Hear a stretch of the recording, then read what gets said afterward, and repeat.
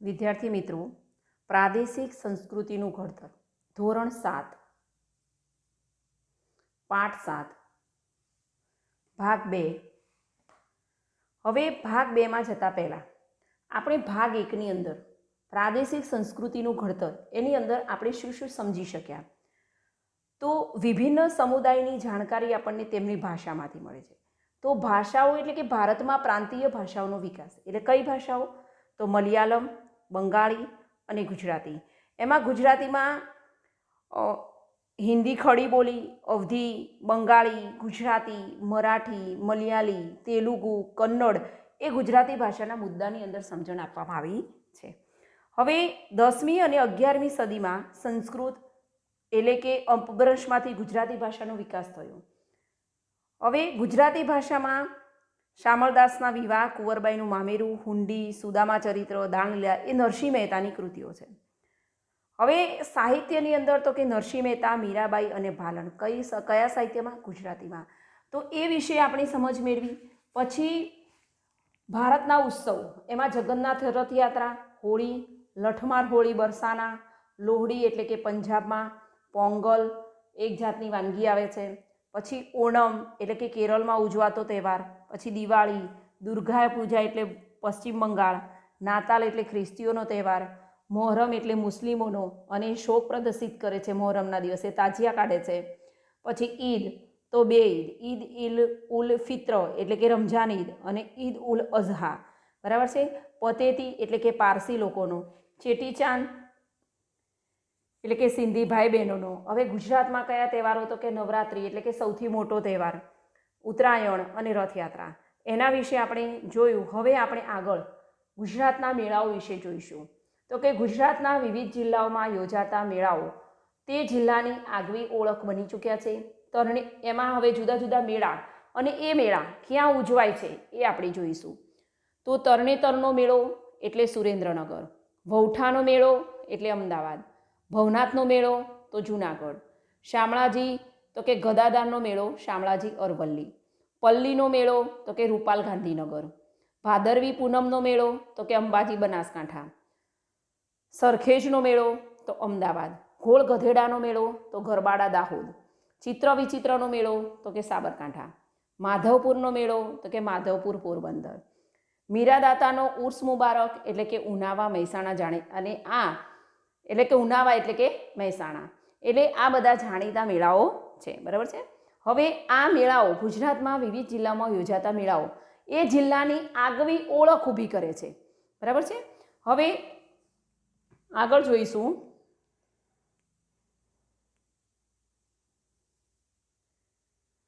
હવે ભારતના મુખ્ય શાસ્ત્રીય નૃત્યો વિશે જોઈશું. તો કે ભારતીય સંસ્કૃતિનું એક વિશિષ્ટ અંગ તેના શાસ્ત્રીય નૃત્યો છે. આ શાસ્ત્રીય નૃત્યો ધર્મ સાથે સંકળાયેલ રહેતા આપણે ભારતના પ્રમુખ શાસ્ત્રીય નૃત્ય વિશે જાણીશું. પહેલું છે કથક. તો કથક શબ્દ કથા પરથી ઉતરી આવ્યો છે. કથાકાર પોતાના હાવભાવ અને સંગીત કથાને અલંકૃત કરતા હતા. કથન કરે સો કથક કહાવે ઉક્તિ જાણીતી છે. ખાસ કરીને 15મી અને 16મી સદીમાં ભક્તિ આંદોલનના પ્રચારને કારણે ઉત્તર ભારતનો કથકનો ખૂબ વિકાસ થયો. કથકના વિષયોમાં રાધા અને શ્રી કૃષ્ણની કથાઓ જે રાસલીલા કહેવાતી નો સમાવેશ થતો. મુઘલ બાદશાહોના સમયમાં કથક નૃત્ય રાજ દરબારમાં રજૂ થતું, જ્યાં એ વિશિષ્ટ નૃત્ય શૈલીના રૂપમાં વિકાસ પામ્યું. 15મી 16મી સદી બાદ કથક પરંપરાઓમાં વહેંચાયું. આ પરંપરાને ઘરાના કહેવામાં આવે છે. આ બે પરંપરાઓમાં જયપુર અને લખનૌનો સમાવેશ થાય છે.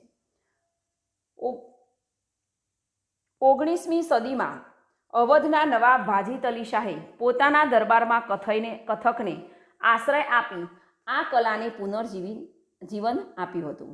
કથક પંજાબ, હરિયાણા, જમ્મુ કાશ્મીર, બિહાર અને મધ્યપ્રદેશ સુધી વિસ્તર્યું. સ્વતંત્રતા મળ્યા પછી કથકને 6 શાસ્ત્રીય નૃત્યોમાં સ્થાન મળ્યું. આજે કથક ભારતીય સંસ્કૃતિનું અભિન્ન અંગ બની ગયું છે, બરાબર છે. તો કથક શબ્દ શાના પરથી ઉતરી આવ્યો છે? તો કે કથાઓ પરથી, બરાબર છે. કથાકાર પોતાના હાવભાવ અને સંગીત કથાને અલંકૃત કરતા હતા. એના માટે કઈ યુક્તિ જાણીતી છે? તો કે કથન કરે સો કથક કહાવે. બરાબર છે. હવે કથકનો વિકાસ કઈ સદીમાં થયો હતો? 15મી અને 16મી સદીમાં. બરાબર છે. આ કથકના વિષયમાં કોણ હતું? તો કે રાધા અને શ્રી કૃષ્ણ. હવે મુગલ બાદશાહમાં કથક નૃત્ય ક્યાં રજૂ થતું? તો કે રાજ દરબારમાં. અને 15મી 16મી સદી બાદ કથક પરંપરાઓમાં વેચાય. એટલે એને શું કહેવામાં આવતું? ઘરાના કહેવામાં આવતું. બરાબર છે.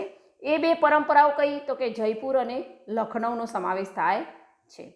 હવે 19મી સદીમાં અવધના કયા નવાબે પોતાના દરબારમાં કથકને આશ્રય આપ્યો? તો વાજિદ અલી. એટલે એને પુનઃજીવન મળ્યું. બરાબર છે. હવે કથક બીજા કયા કયા રાજ્યોમાં વિસ્તરેલું છે? તો કે પંજાબ, હરિયાણા, જમ્મુ કાશ્મીર, બિહાર અને મધ્યપ્રદેશ સુધી વિસ્તરેલું છે. બરાબર છે. હવે એક આગવી ઓળખ બની ગયું છે. કથક એટલે ઉત્તર ભારત ગણાય. ચલો હવે આગળ જોઈશું. હવે બીજું નૃત્ય છે કથકલી. હવે કથકલી એ કેરળની નૃત્ય પરંપરા છે. તેનો શાબ્દિક અર્થ નાટ્ય વાર્તા થાય છે. અભિનય આ નૃત્યનો આત્મા છે. અભિનય ઉપરાંત રંગભૂષા અને વેશભૂષા પણ ખૂબ મહત્વની ગણાય છે. સાત્વિક, રાજસી અને તામસી ગુણો ધરાવતા પાત્રો મુજબની કલાકારોની રંગભૂષા હોય છે.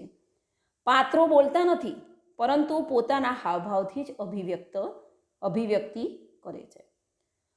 એટલે એ જ્યારે નૃત્ય કરે એટલે એ પાત્રો બોલે ના, પણ એના મોઢાના હાવભાવથી તમને સમજણ પડી જાય. બરાબર છે. અને એની અંદર રંગભૂષા અને વેશભૂષા ખૂબ જ મહત્વની હોય છે. હવે કથક એ કયા રાજ્યની નૃત્ય પરંપરા છે? તો કે કેરળની. અને એનો શાબ્દિક અર્થ શું થાય છે? નાટ્ય વાર્તા. બરાબર છે.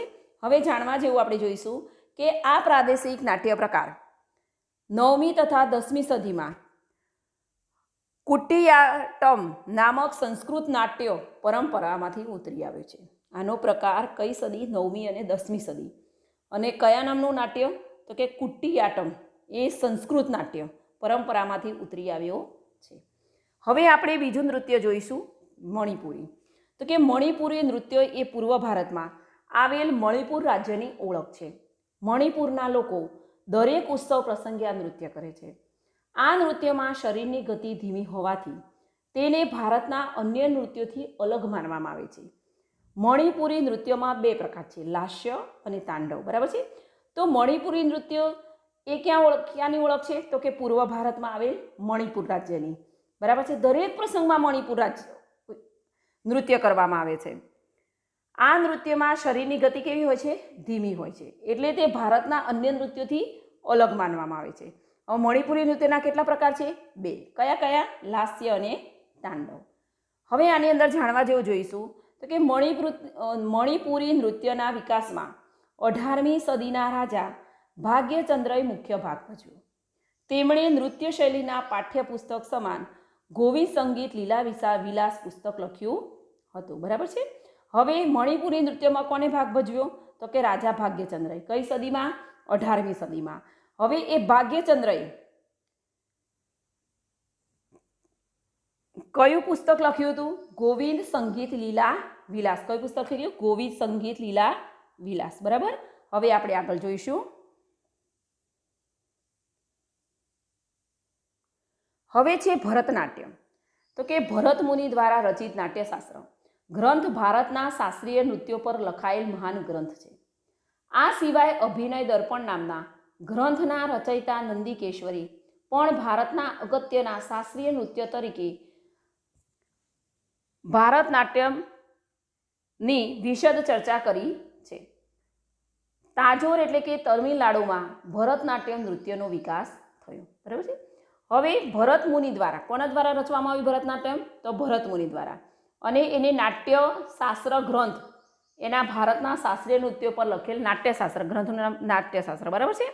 હવે આ સિવાય એમને કયું લખ્યું ભરત મુનિએ? તો કે દર્પણ નામનું ગ્રંથ રચિત કર્યું. બરાબર. હવે નંદિકેશ્વર પણ ભારતના અગત્યના શાસ્ત્રીય નૃત્ય ભારતનાટ્યમની વિશે ચર્ચા કરી છે. હવે ભરતનાટ્યમ ક્યાંનું નૃત્ય છે? તો કે તમિલનાડુ તાંજોરનું. હવે આપણે આગળ જોઈશું કુચીપુડી. તો કે ભારતના અગ્રગણ્ય શાસ્ત્રીય નૃત્ય કુચીપુડીનો ઉદ્ભવ આંધ્રપ્રદેશના કુચીપુડી નામના ગામમાં થયો હતો.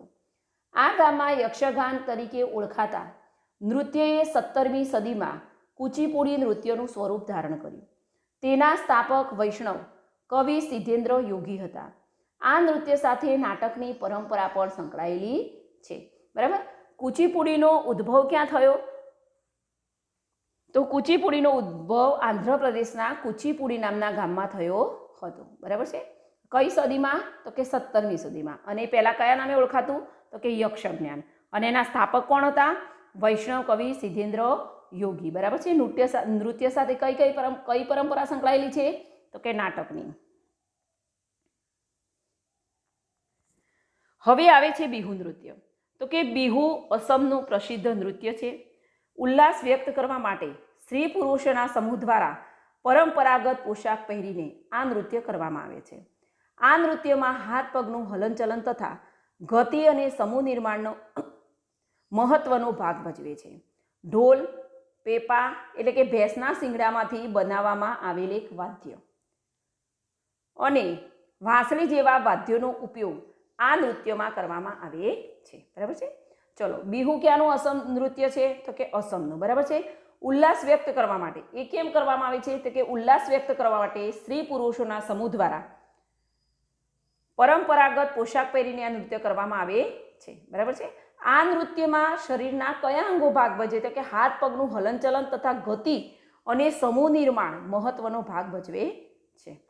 હવે કયા કયા વાદ્યો દ્વારા નૃત્ય કરવામાં આવે છે? તો કે ઢોલ અને પેપા. પેપા એટલે શું?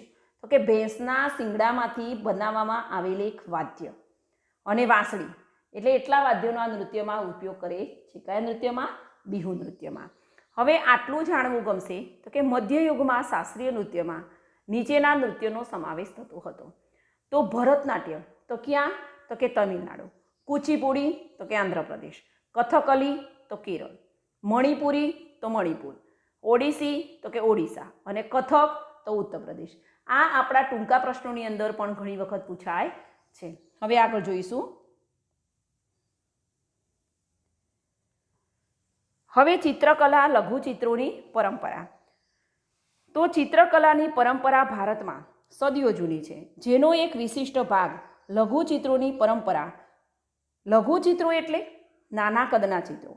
લઘુચિત્રો કાપડ અને કાગળ પર પાણીના રંગોથી તૈયાર કરવામાં આવતા. પ્રાચીનતમ લઘુ ગ્રંથો આપણને તાડપત્રો અને કાષ્ઠ એટલે કે લાકડા પર દોરેલા મળી આવ્યા છે. રાજસ્થાન અને ગુજરાતના જૈન ગ્રંથોમાં આવા અનેક લઘુચિત્રો જોવા મળે છે. મુઘલ કાળમાં તેનો ખૂબ વિકાસ થયો, કારણ કે મુઘલ બાદશાહ અકબર અને જહાંગીર અને શાહજહાંએ કુશળ ચિત્રકારોને પ્રોત્સાહન આપ્યું હતું તથા ચિત્રશાળાઓની સ્થાપના કરી હતી. હવે મહાભારત અને પંચતંત્ર જેવા ગ્રંથો તેમજ અકબરનામામાં ચિત્રકારોએ ખૂબ સુંદર લઘુચિત્રો દોર્યા છે. રાજ દરબારના દ્રશ્યો, યુદ્ધના દ્રશ્યો, શિકારના દ્રશ્યો અને સામાજિક જીવનના દ્રશ્યો લઘુચિત્રોના વિષય તરીકે રહેતા. આવા ચિત્રો એકબીજાને ભેટમાં આપવામાં આવતા, તેમજ બાદશાહ અને તેમના નજીકના લોકો જ તેને જોઈ શકતા હતા. ખંભાતના શાંતિનાથ ભંડારામાં અને પાટણના શ્રી હેમચંદ્રાચાર્ય જૈન જ્ઞાન ભંડારમાં સચવાયેલ હસ્તપ્રતોમાં લઘુચિત્ર જોવા મળે છે. આ ચિત્રોમાં ગુજરાતના સંપ્રદાયો અને સમાજ જીવનનું પ્રતિબિંબ પડે છે. બરાબર છે. ચલો, હવે ચિત્રકલા એટલે લઘુચિત્ર એટલે શું? એટલે કે લઘુ એટલે નાનો, એટલે કે નાના કદના ચિત્રો. હવે લઘુચિત્રો કેવી રીતે તૈયાર કરવામાં આવતા? તો કે કાપડ અને કાગળ પર પાણીના રંગોથી તૈયાર કરવામાં આવતા. બરાબર છે. અને એ શાના પર દોરવામાં આવતા? બીજા તો કે પ્રાચીનતમ લઘુચિત્રો આપણને તાડપત્રો અને કાષ્ઠ એટલે કે લાકડા પર દોરેલા મળી આવ્યા છે. બરાબર છે. હવે આ લઘુચિત્રો આપણને ક્યાં જોવા મળે છે? તો કે રાજસ્થાન અને ગુજરાતના જૈન ગ્રંથોમાં આવા અનેક લઘુચિત્રો આપણને જોવા મળે છે. હવે લઘુચિત્રનો વિકાસ ક્યારે થયો? તો કે મુઘલ કાળમાં. કેમ? તો મુઘલ બાદશાહ અકબર, જહાંગીર અને શાહજહાં એ કુશળ ચિત્રકારો હતા, એટલે એમને પ્રોત્સાહન આપ્યું હતું અને એમને ચિત્રશાળાઓની સ્થાપના કરાવી હતી. બરાબર છે. હવે લઘુચિત્રો કયા કયા ગ્રંથની અંદર લઘુચિત્રો દોરેલા છે? તો કે મહાભારત, પંચતંત્ર જેવા ગ્રંથો અને અકબરનામાં ચિત્રકારોએ ખૂબ જ સુંદર ચિત્રો દોરેલા છે. હવે આ ચિત્રોમાં એ ચિત્ર કેવું છે, અંદર શું વિષય છે? તો કે રાજ દરબારના દ્રશ્યો, યુદ્ધના દ્રશ્યો, શિકારના દ્રશ્યો અને સામાજિક જીવનના દ્રશ્યો એ લઘુચિત્રના વિષય તરીકે રહેતા. બરાબર છે. કોને ભેટ આપવામાં આવતા? તો કે આવા એકબીજાને ભેટ આપતા હતા. હવે આવા લઘુચિત્રો અત્યારે ક્યાં જોવા મળે છે, ક્યાં સચવાયેલા છે? તો કે ખંભાતના શાંતિનાથ ભંડારામાં અને પાટણના શ્રી હેમચંદ્રાચાર્ય જૈન જ્ઞાન ભંડારમાં સચવાયેલ છે. બરાબર છે. હવે આગળ જોઈશું.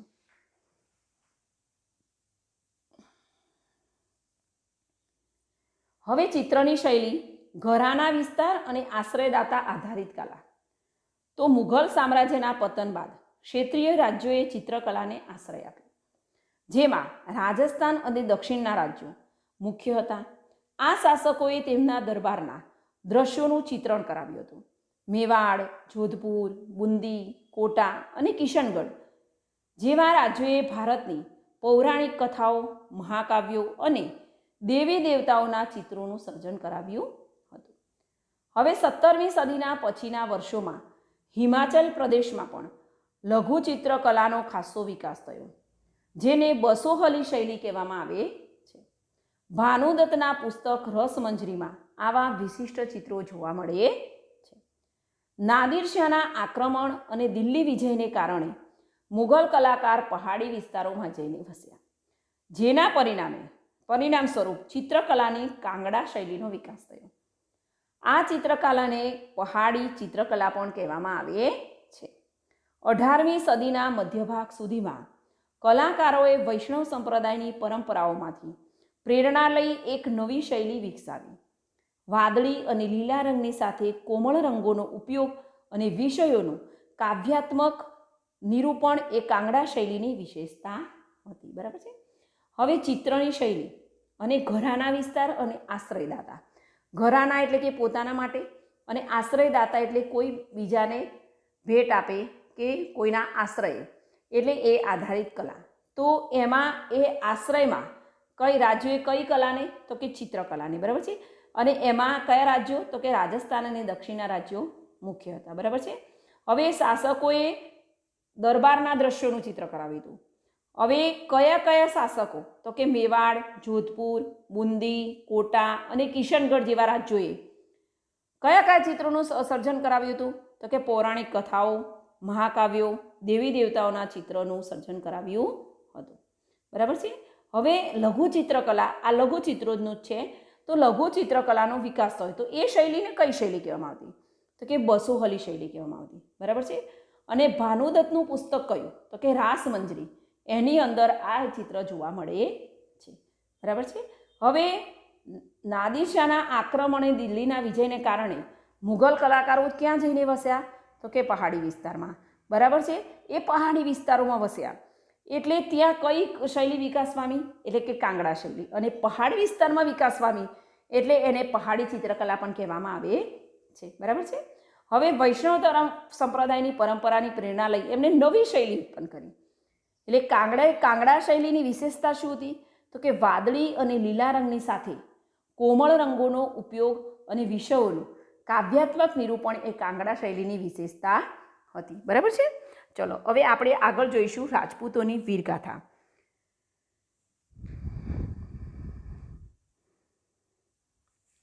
ચલો, બ્રિટિશ શાસકો આજના રાજસ્થાનને રાજપૂતાના તરીકે ઓળખતા હતા. રાજપૂતોએ રાજસ્થાનમાં એક વિશિષ્ટ સંસ્કૃતિનું સર્જન કર્યું. રાજપૂતોની સાંસ્કૃતિક પરંપરાઓ તેમના આદર્શો અને વીરતા સાથે જોડાયેલી હતી. રાજપૂતોની વીરતાભરી ગાથાઓ ચારણો અને બારોટો કાવ્યો અને ગીતો દ્વારા વર્ણવતા હતા. આ કથાઓમાં રાજપૂતોની શૂરવીરતા ઉપરાંત સ્વામી ભક્તિ, મિત્રતા, પ્રેમ, વીરતા, ક્રોધ વગેરે દર્શાવવામાં આવતા. રાજપૂતો સ્ત્રીઓ અને ગાય અને ધર્મ માટે પોતાના પ્રાણ ન્યોછાવર કરતા. રાજપૂત સ્ત્રીઓ પણ શૂરવીરતામાં પાછી પડે તેમ નહોતી. તેઓ જીવન અને મરણ બંનેમાં શૂરવીર પતિના પગલે ચાલતી હતી. સતી પ્રથાનો ઉલ્લેખ પણ જોવા મળે છે. સતી પ્રથા એટલે તો કે પોતાનો પતિ મરી ગયો હોય તો ચિતાની અંદર પોતાના પતિને ખોળામાં લઈ અને બેસવું અને જીવતા સળગી જવું પતિની પાછળ, એટલે એ સતી પ્રથા કહેવાતી. અને એ વખતે રજપૂત પ્રાચીન સમયમાં આ પ્રથા ખૂબ જ પ્રચલિત હતી. પછી વિલિયમ બેન્ટિંગ, રાજારામ મોહન રાયના પ્રયત્નોથી વિલિયમ બેન્ટિંગે ઈસવીસન 1829માં સતી પ્રથા નાબૂદ કરતો કાયદો ઘડ્યો હતો. બરાબર છે. તો ચલો, કોણ રાજસ્થાનને રાજપૂતાના તરીકે કોણ ઓળખતું હતું? તો કે બ્રિટિશ શાસકો. બરાબર છે. હવે રાજપૂતોની સાંસ્કૃતિક પરંપરાઓ શાના સાથે જોડાયેલી હતી? તો કે તેમના આદર્શો, રજપૂતોના આદર્શો અને વીરતા સાથે જોડાયેલી હતી. રાજપૂતોની વીરતાભરી ગાથાઓ કોણ શાના દ્વારા વર્ણવતા? તો કે ચારણો અને બારોટો કાવ્ય અને ગીતો દ્વારા વર્ણવતા હતા. એની અંદર શું વર્ણવવામાં આવતું હતું? તો કે એની સુરવીરતા, સ્વામી ભક્તિ, મિત્રતા, પ્રેમ, વીરતા અને ક્રોધ વગેરે દર્શાવવામાં આવતા હતા. રાજપૂતો કોના માટે પ્રાણ ન્યોછાવર કરતા? તો કે સ્ત્રીઓ, ગાય અને ધર્મ માટે પોતાના પ્રાણ ન્યોછાવર કરી દેતા હતા. રજપૂત સ્ત્રીઓ પણ પાછી પડતી નહોતી અને સતી પ્રથાનો પણ ઉલ્લેખ જોવા મળે છે. હવે આપણે આગળ જોઈશું.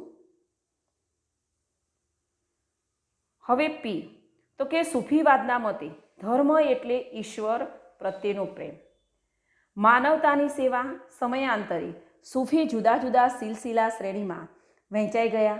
દરેક સિલસિલાના પીર માર્ગદર્શક હતા, જે ખ્વાજા કે શેખ તરીકે પણ ઓળખાતા. પીરના શિષ્યોને મુરીદ તરીકે ઓળખવામાં આવતા હતા. ભારતીય પીર પરંપરામાં સંકળાયેલ અગ્રગણ્ય સૂફી સંતોમાં અજમેરના પ્રસિદ્ધ સૂફી સંત મોઇનુદ્દીન ચિશ્તીનો સમાવેશ થાય છે. તેમણે ભારતમાં ચિશ્તી સંપ્રદાયની શરૂઆત કરી હતી. એ આપણે આગળના પાઠમાં જોઈ ગયા. તેઓ ખ્વાજા અને ઓલિયાથી પ્રચલિત થયા. ગુજરાતમાં અહેમદ ખટ્ટર ગંજબક્ષ મહાન પીર તરીકે જાણીતા થયા હતા. ચલો, સૂફીવાદના મતે ઈશ્વર એટલે તો કે ઈશ્વર પ્રત્યેનો પ્રેમ અને માનવતાની. ધર્મ એટલે સૂફીવાદના મતે ધર્મ એટલે શું? તો કે ઈશ્વર પ્રત્યેનો પ્રેમ અને માનવતાની સેવા. બરાબર છે. દરેક સિલસિલા પીર માર્ગદર્શક હતા. શાના નામે ઓળખાયા? ખ્વાજા કે શેખ. અને પીરના શિષ્યોને શાના નામે ઓળખવામાં આવતા? તો કે મુરીદ તરીકે. બરાબર છે. હવે ભારતીય પીરમાં સૂફી સંતમાં કોનો સમાવેશ થાય છે? મોઇનુદ્દીન ચિશ્તી, એટલે ચિશ્તી પરંપરાની એને સ્થાપના કરી હતી. આપણે આગળના પાઠ નંબર 6માં આપણે જોઈ ગયા. બરાબર છે. હવે તેઓ ખ્વાજા અને ઓલિયાથી પ્રચલિત થયા હતા. અને ગુજરાતમાં કયા પીર જાણીતા હતા? અહેમદ ખટ ગંજબક્ષ મહાન. હવે આપણે પાળિયા જોઈશું. દુશ્મનો સામે પાળ થઈ ઊભા રહેનારા અને યુદ્ધ કે લડાઈમાં ખપી જનારા વીર શહીદોની યાદમાં જે સ્મારક કે ખાંભી ઊભી કરવામાં આવે છે તેને પાળિયા કહેવામાં આવે છે. જે સ્ત્રીઓએ જોહર કરી હોય કે સતી થઈ હોય તો તેમના પણ પાળિયા બનાવવામાં આવે છે. આવા પાળિયાને સતીના પાળિયા કહેવામાં આવે છે. બરાબર છે. જોહર કરવું એટલે કે દુશ્મનો સામે જીત ન મેળવે એટલે હારી જવાનો ભય લાગે અને પછી એટલે પોતે બળી મરે એટલે જોહર કર્યું. હવે આગળ જોઈશું. હવે મંદિરો તો કે ભારતીય મંદિર સ્થાપત્યની શરૂઆત મૌર્યકાળથી થઈ. તેને ગુપ્તકાળ દરમિયાન વેગ મળ્યો. ગુપ્તકાળને સંરચનાત્મક મંદિરોનો કાળ પણ કહેવામાં આવે છે. મંદિરની સ્થાપત્ય શૈલીના મુખ્ય 3 પ્રકારો છે, જેમાં નાગર શૈલી, દ્રવિડ શૈલી અને વેસર શૈલીનો સમાવેશ થાય છે. હવે મંદિરો ભારતીય મંદિરની શરૂઆત કયા કાળમાં થઈ હતી?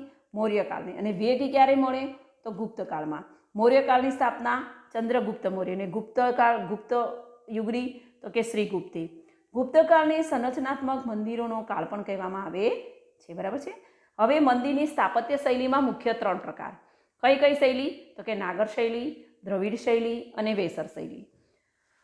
હવે આપણે પહેલી નાગર શૈલી વિશે જોઈશું. તો કે ઈસવીસન 5મી સદી પછી ભારતના ઉત્તર ભાગ હિમાલયથી માંડી વિંધ્ય સુધી જે મંદિર સ્થાપત્યની શૈલીનો વિકાસ થયો તેને નાગર શૈલી તરીકે ઓળખવામાં આવે છે.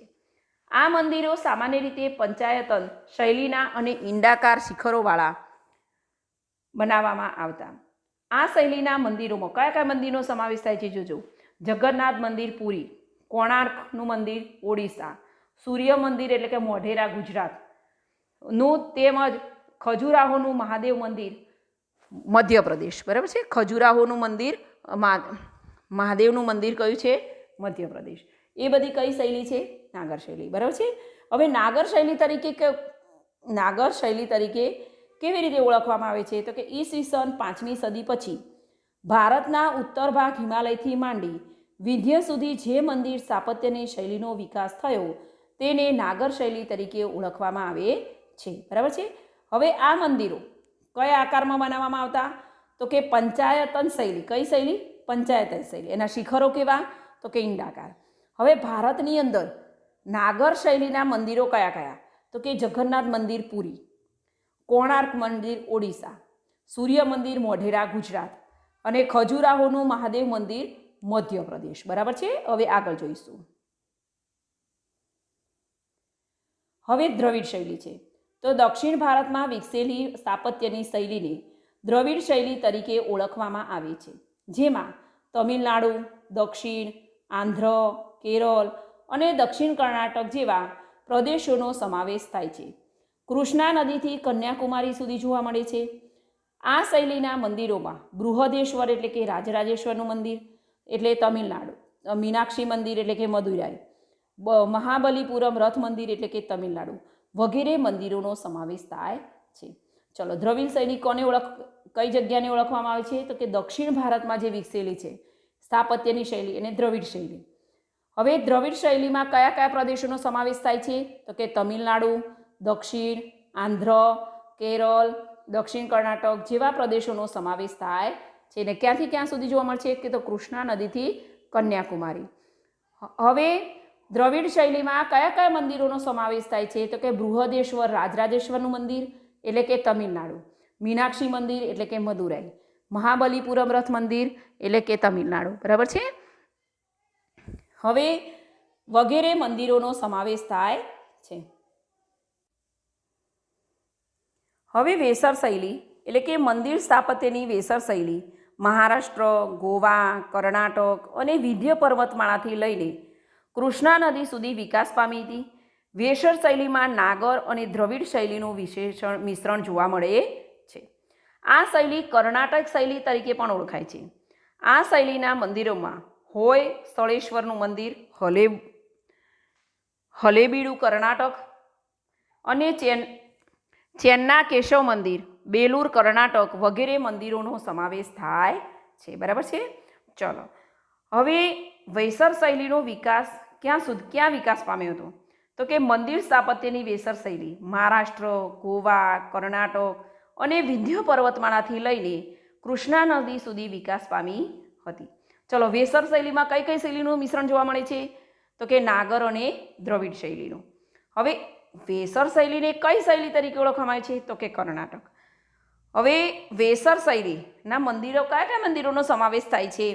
તો કે હોય સ્થળેશ્વરનું મંદિર હલેબીડુ કર્ણાટક, ચેન્ના કેશવ મંદિર બેલુર કર્ણાટક અને વગેરે મંદિરોનો સમાવેશ થાય છે. હવે આપણે આ ભાગ 2ની અંદર ભારતમાં ઉજવાતા એટલે કે ગુજરાત, ભારતની અંદર ગુજરાતમાં યોજાતા મેળાઓ વિશે જોયું. ભારતના મુખ્ય શાસ્ત્રીય સંગીતો, નૃત્યો એટલે કે કથક એટલે કે કથા ઉપરથી ઉતરી આવ્યો છે ઉત્તર ભારત, કથકલી એટલે કે કેરળ, મણિપુરી એટલે મણિપુર અને ભરતનાટ્યમ એટલે કે તમિલનાડુ, કુચીપુડી એટલે કે આંધ્રપ્રદેશ, બિહુ એટલે કે અસમ. એ નૃત્યો વિશે આપણે જાણકારી મેળવી. પછી ચિત્રકલાઓ એટલે કે નાના કદના ચિત્રો, કાપડ અને કાગળ પર પાણીના રંગોથી તૈયાર કરવામાં આવતા એ લઘુચિત્રો. મુઘલ સમયમાં તેની ચિત્રશાળાઓ બનાવવામાં આવી હતી. ચિત્રની શૈલી ઘરાના વિસ્તાર, આશ્રયદાતા આધારિત કલા. ભાનુદત્તનું પુસ્તક રસમંજરી, રજપૂતોની વીરતાભરી ગાથા, એમના કાવ્યો, એમનું વર્ણન કાવ્યો અને ગીતો દ્વારા ચારણો અને બારોટો કરતા હતા. પછી પીર અને પાળિયા, પછી મંદિરો, ભારતની અંદર મંદિરો મૌર્યકાળથી શરૂઆત થઈ, ગુપ્તકાળથી એને વેગ મળ્યો. પછી મંદિરોની અંદર મુખ્યત્વે 3 શૈલી, નાગર શૈલી અને દ્રવિડ શૈલી અને વેસર શૈલી. વેસર શૈલીની અંદર નાગર અને દ્રવિડ શૈલીનો સમાવેશ. આ ભાગના વિડીયોની અંદર આપણે આટલા મુદ્દા જોયા. હવે આ વિડીયોને તમારે ધ્યાનપૂર્વક સાંભળવો, સમજવો અને પાઠને સમજવાનો પ્રયત્ન કરવો, જેથી કરીને આવનારી પરીક્ષાઓમાં પણ જે પણ પ્રશ્ન પૂછાય એમાં આપણે સારો દેખાવ કરી શકીએ અને આપણને વિષય વસ્તુની સારામાં સારી સમજ આપણે મેળવી શકીએ.